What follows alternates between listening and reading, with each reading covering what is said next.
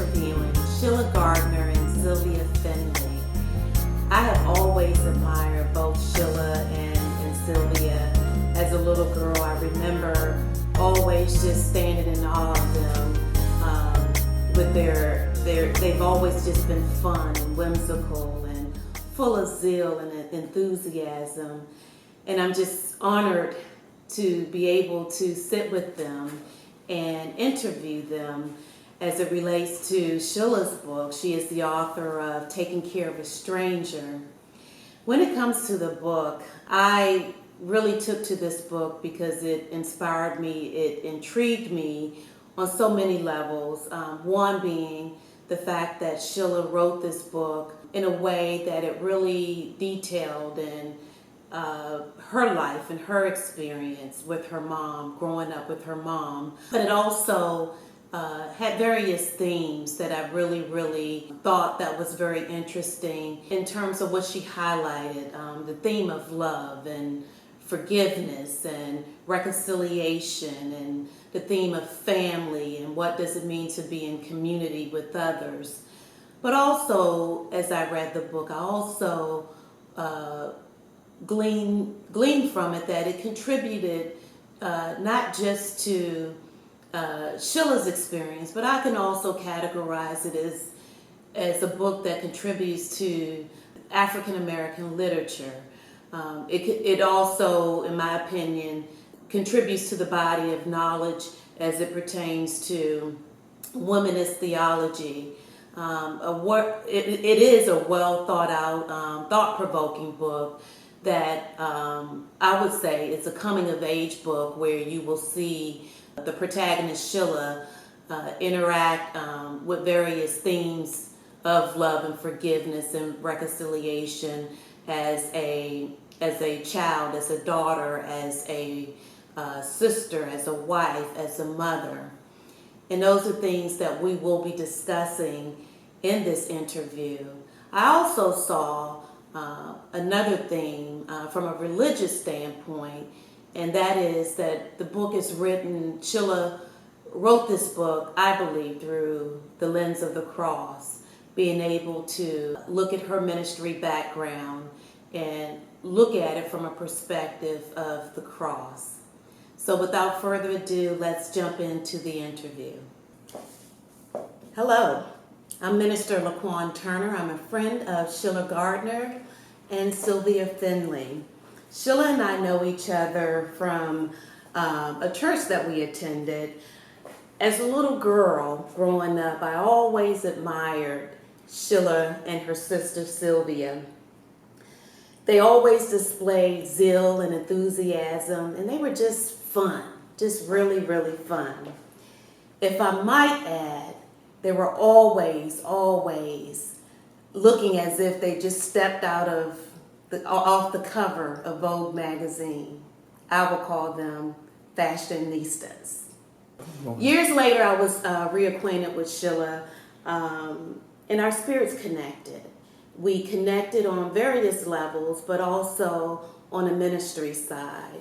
And that's when Sheila revealed to me that she was in the process of writing a book. So we're here to discuss this book, the author by Sheila Garner, Taking Care of a Stranger. When I first read this book, I found it to be a coming-of-age literature in terms of it depicted various things for me. One being, I was able to see how Sheila's story evolved. It took on a perspective from her as a child, as a sister, as a daughter, eventually being a wife and mother. So it has various layers within the book, but my own personal takeaway showed how she dealt with issues of forgiveness and reconciliation, and also compassion and faith and love. And she also depicted in the book how she was able to look at things in her life through the lens of the cross. I also took away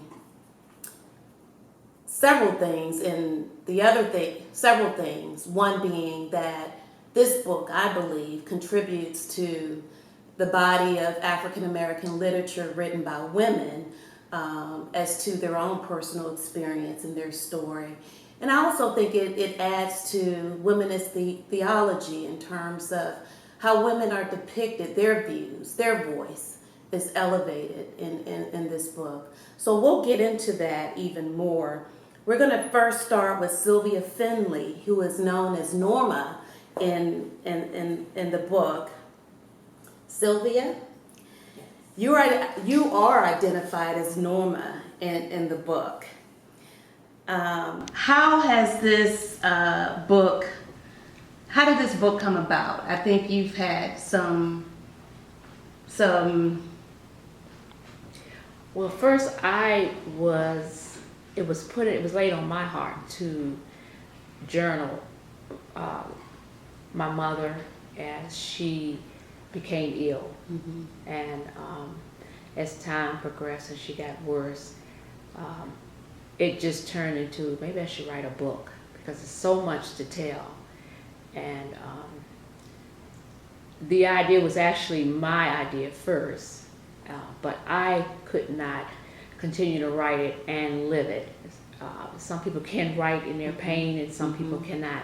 So I literally just stopped writing, and I could not continue to write because as I was living it, it was very difficult to write. Mm-hmm. Mm-hmm. So as the character Norma in the book, what are your thoughts about your depiction of yourself or seeing yourself on paper? I think Norma is feisty. Norma is going to do what in this book she did, whatever she needed to do to take care of her sister, and to survive. Very resilient. Mm-hmm. Didn't take anything off of anybody. I see a lot of Norma still in me. Mm-hmm. And I think I had to be that way growing up the way we grew up.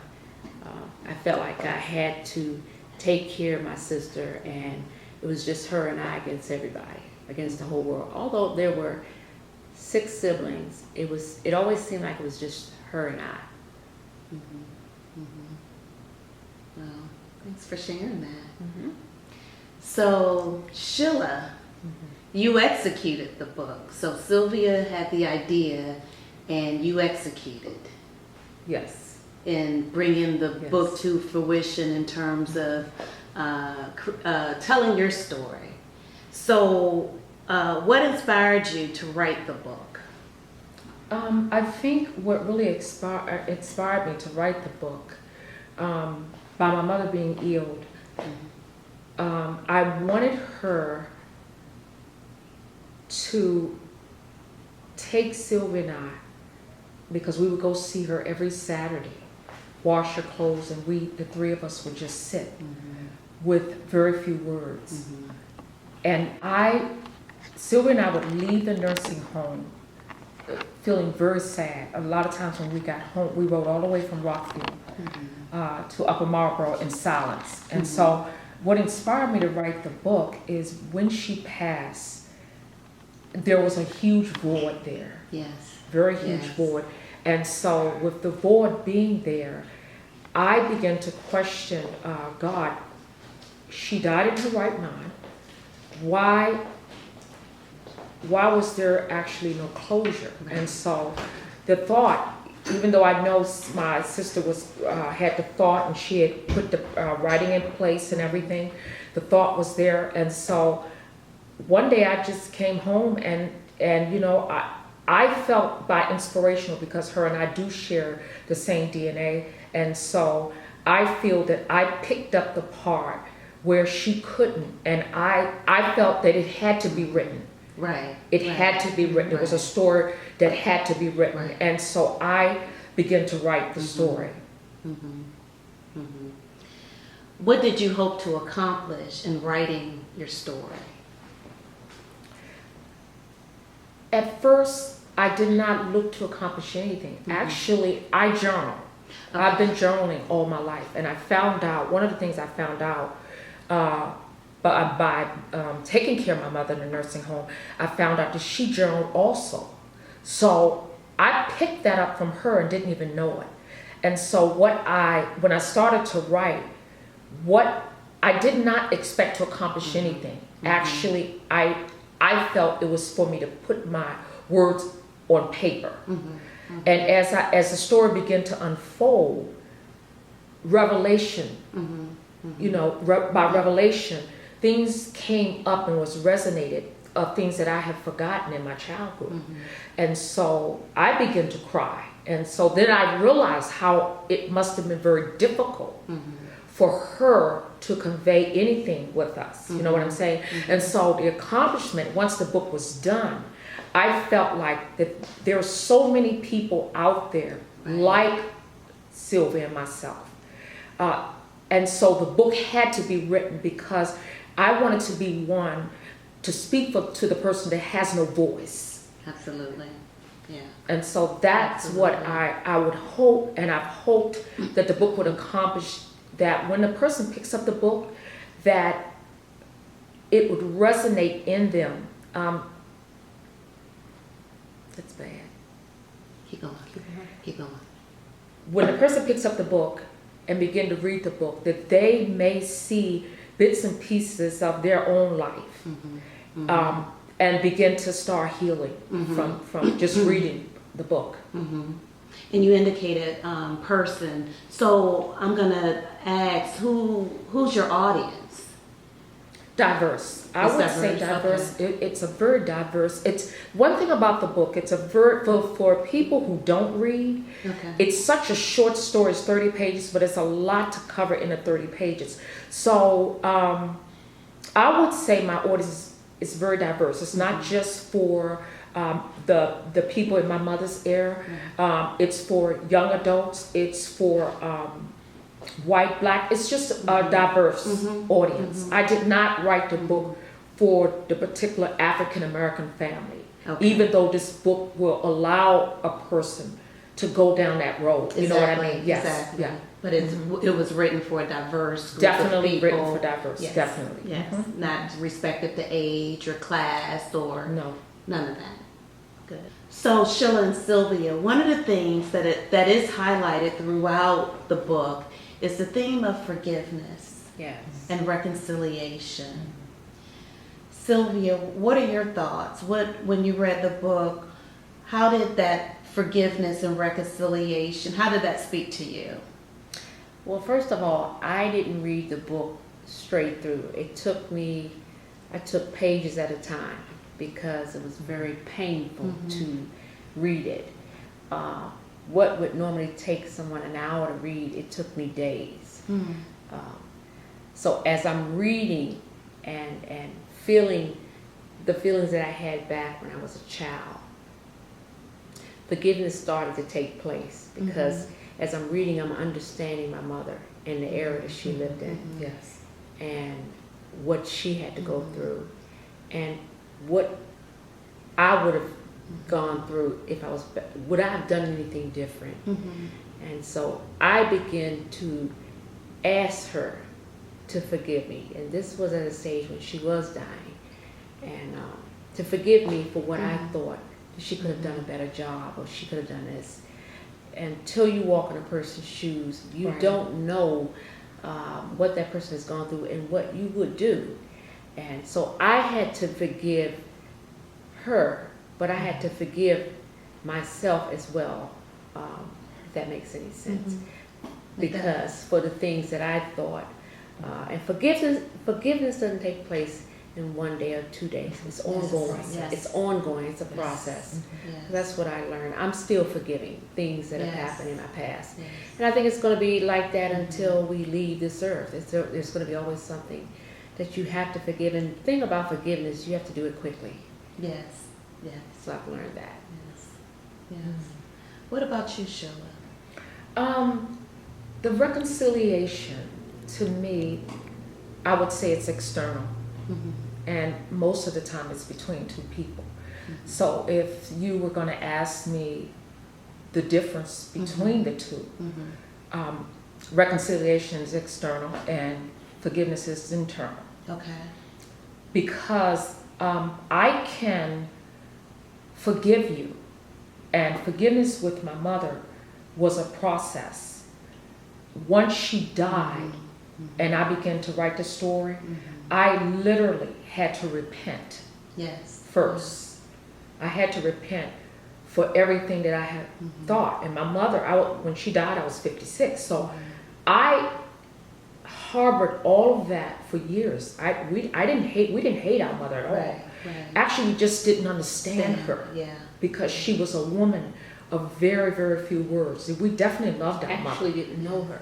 We didn't know Yes, her. I would say that. We didn't. Right. We really didn't know Yeah. her. Yeah. And we thought she was strange. We thought she was strange. So the forgiveness was in process. It was a slow process because I was forgiving her while we were taking care of her. Right. And I realized to have a servant's heart, to take care of someone who you thought really didn't love you. And so during the process of us taking care of her, I had begun to forgive her, which was a process. Yes. And so once she passed, there was such a peace, but then the peace turned into a little anger because I still needed her here. Yes. Because I wanted her to just talk to me and Sylvia as twins and say, okay, this is a deal with you all.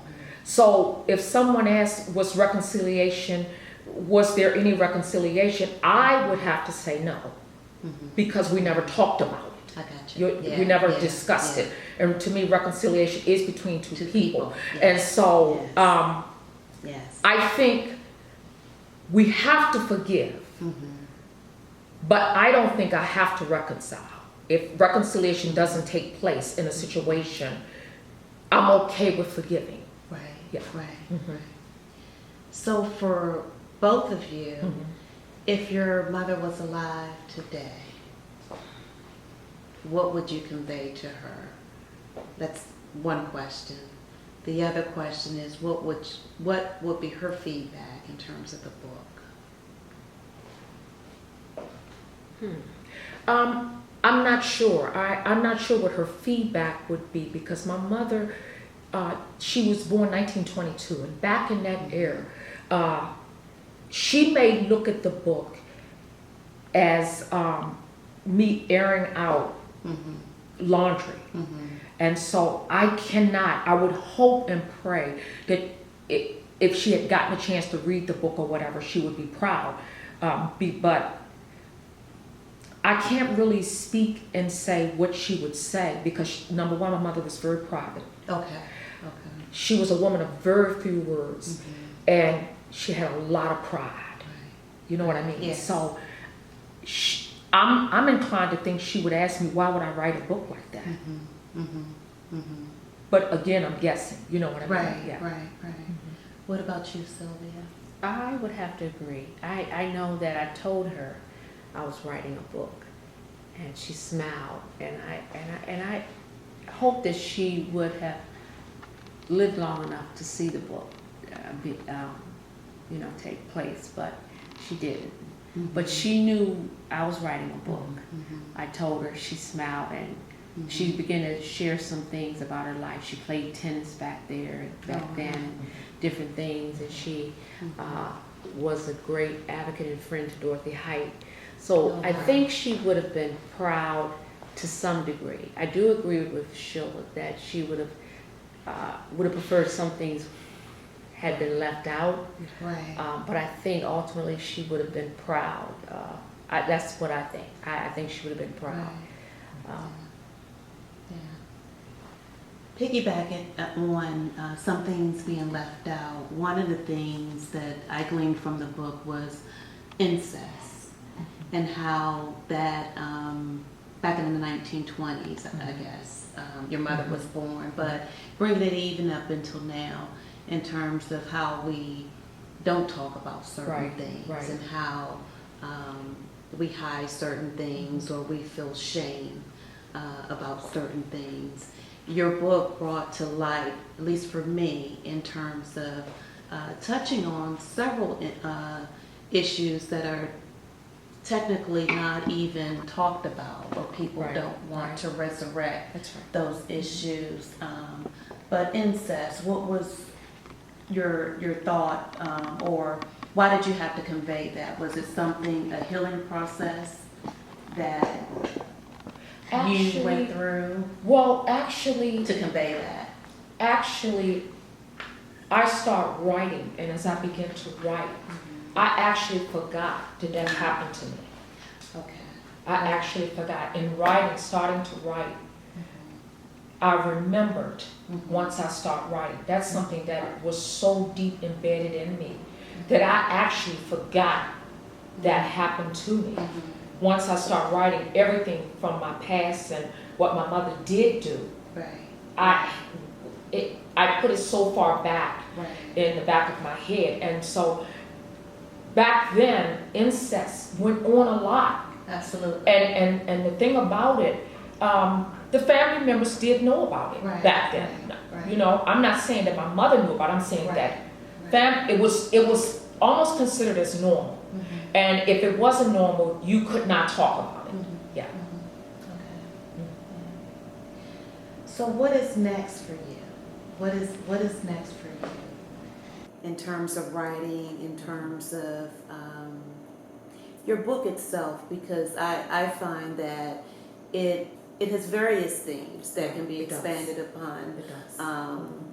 Especially as we look into ministry, even as I mentioned, in terms of contributing to the body of American literature, womanist theology. I can see this definitely being used in so many ways. Right. So what are your thoughts in terms of, or plan, Yeah. in terms of moving forward? Is this just it, or will we see?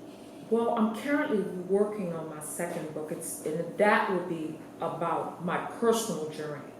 It will be a piggyback off of Taking Care of Strangers, but it would just be about me. And the reason why I think it's important that I have no shame in expressing myself. I have one person to answer to, and that's the Creator. If writing would help anyone out there that have walked in my shoes, that I'm so for that. One of the things that I do want to say is that I want to speak on the African American family now. If we as African Americans, if we would take a look, we talk about Black history. We talk about the different characters, the different people that played a great part in the freedom. But what I feel very passionate about is that we need to go into our own homes. Absolutely. And there are secrets that have never been told, and we wonder why we have young adults. We wonder why there's a lot of dysfunction. It's because that back in the era where my mother grew up, you didn't do a lot of talking. And there's a part of me is saying that if a lot of things were explained back then, we wouldn't have to work through some of the character defects that we're going through now. And I think before we can say Black Lives Matter, does Black Lives Matter when we, as an African American group of people, we need to start in our own homes. And so a lot of us always want to point and pick and accuse other people, but I think charity begins at home. And I think the reason why we have some of the problems in the African American family, and it happens in all races, but I'm talking about the African American family at this time, is that because of the shame. And I think if an uncle or aunt or grandmother would talk to their family members, have a family meeting and say, you know what, guys, before I leave this earth, I need to make it right. I need to tell you all just what my life was about. So that, because in doing that, Minister Laquan, we may find closure. And I think when we don't talk about the issues, first of all, there's some healing can take place. That's right. That's number one. And number two, we'll never take a look at ourselves. We'll never look at ourselves. Yes. I know one thing, one reason why it's easy for me to forgive, because I always look at myself first. Yes. Yeah. Yes. And so the second book will basically talk more about my personal journey, because it was just not over in just writing Taking Care of a Stranger. As I go into my life further, I'm praying that just through writing, that people will begin to heal and begin to talk about it. One thing we do is we're so quick to push things under a blanket and say we shouldn't discuss it. But if we look deep in the African American family, there's no sitting around the table talking. Right. There's no gathering. There's no saying, your aunt, this is what happened, why? Because if we did that as a family, then we would understand. One thing that I did get out of writing the book, my mother had so little and she did so much with 8 children, and she had less. I have 2 children and more than what she had. And the challenge, even with the 2 kids, if my mother was here today, I owe her such a huge Yes. apology. Yes. And so I'm not the only one out there. I'm not the only one that feels that way. A lot of people don't want to talk about their past. But I think it needs to be discussed, because that's when the healing begins. Because a lot of your kids, a lot of these young kids out here, a lot of these young adults, they don't know how to be parents. They don't know because it was never taught. They don't know how to love their children. And so we want to blame everybody else about something that we did not do Yes. As opposed ourselves. to within. Exactly. Yes. Exactly. Yes. Yes. Yes. So Sheila, if someone was interested in obtaining a copy of your book, how would they obtain a copy of your book? The book is on Amazon. It's also on Google, and it's also at Barnes & Noble. Okay. All right. Are there any upcoming speaking engagements or anything that you would like to share with our viewing audience? Right now, we're trying to line up, my manager and I are trying to line up where we want to focus on, because my hope for the book is it to go all over the world. Absolutely. I would also like the book to also, as we mentioned, to be a teaching tool. Absolutely. I know that it will open up a lot of, if a person picks up the book and read it, there is something in the book for everybody. Yes. Even if a young teenager would pick up the book and read it, they may see a glimpse of their mother and realize, I need to be a little nicer Absolutely. to my mother. So Sheila, from our for our viewing audience, if someone wanted to support you in terms of your book, what support do you need? Is it any financial support or just encouragement? What support do you need? Let me tell you the support that I really look for in this book. I did not write this book, Minister Laquan, for money.